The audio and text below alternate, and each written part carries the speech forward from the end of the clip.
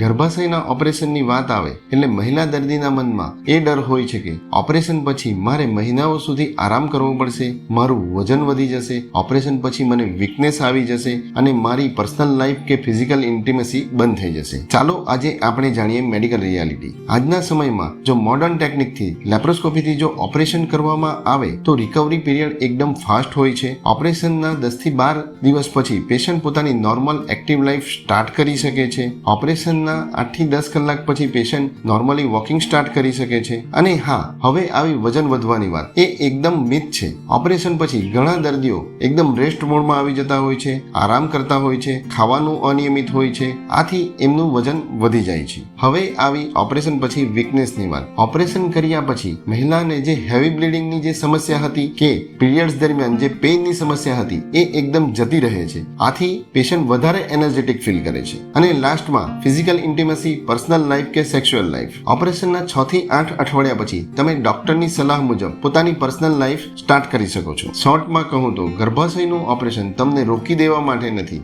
આથી અફવાઓ કે ખોટી વાતોથી ગભરાશો નહીં અને નજીકના ડોક્ટર પાસે મોડર્ન ટેકનિકથી ઓપરેશન કરાવો અને ઓપરેશન પછી pain free, normal, healthy life જીવો.